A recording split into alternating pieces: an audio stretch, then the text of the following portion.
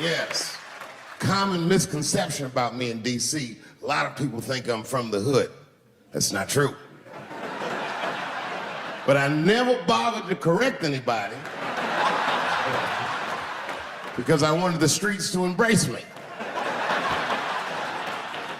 As a matter of fact, I kept it up as a ruse. Like sometimes I'll hang out with rappers like Nas and them, and these motherfuckers will start talking about the projects. Yo, it was wild in the PJs, yo. And I'll be like, word, nigga, word. But I don't know. I have no idea.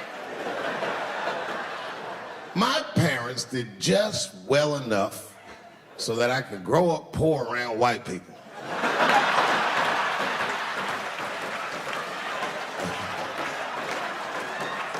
And to be honest, when Nas and them talk about the projects, nigga, I used to get jealous because it sounded fun. Everybody in the projects was poor, and that's fair. But if you were poor in Silver Spring, nigga, it felt like it was only happening to you. Nas does not know the pain of that first sleepover at a white friend's house.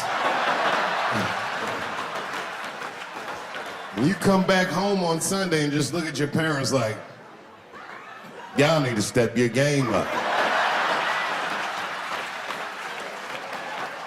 Everything at Timmy's house works. Remember the first time you saw that? A cold winter, and to be at a white friend's house and see the motherfuckers in their living room without their coats on?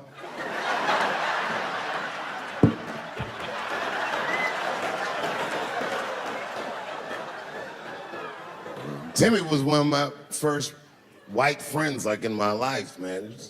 Good dude, too. He moved to Silver Spring from Utah, of all places. I guess his family was affiliated with that Mormon church they got down there. And me and him used to hang out. And one day I was at his house, we were just hanging out, and Timmy says, Dave, why don't you stay for dinner tonight? I said, oh, man, I'd love to, but I can't. If I'm not home before dark, my mother will kill me. That was a lie. My mother had several jobs. I hadn't seen her in like 3 or 4 days. And the only reason I lied to Timmy was because at that point in my life, it was my experience that white dinner wasn't delicious.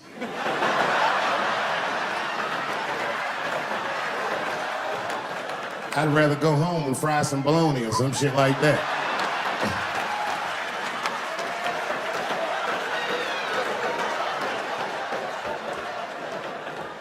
But then old Timmy threw me a curveball I wasn't expecting. He said, well, it's too bad you can't stay, Dave, because Mom made stovetop stuffing.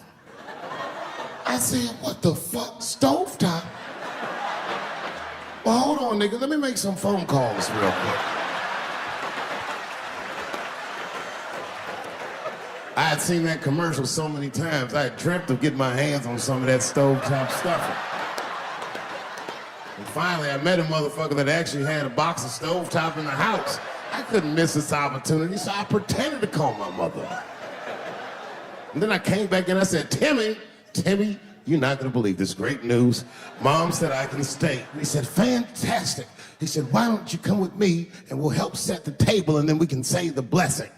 I had no interest in setting this motherfucker's table or singing these crazy ass Mormon prayers. I just wanted that goddamn stuffing. So I told Timmy, I said, you know what, I'd love to help, but let me go wash my hands first. My plan was simple. Wash my hands slowly, and by the time I'm done, the table will be set, the blessing will be said, and all that there will be left to do is eat. Went to the bathroom. I washed my hands very slowly. I must have been in there for about 10 minutes. And suddenly, one of his mothers came to the door.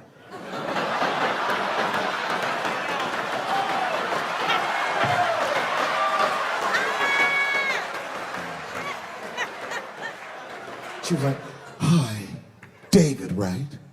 I said, yes, ma'am.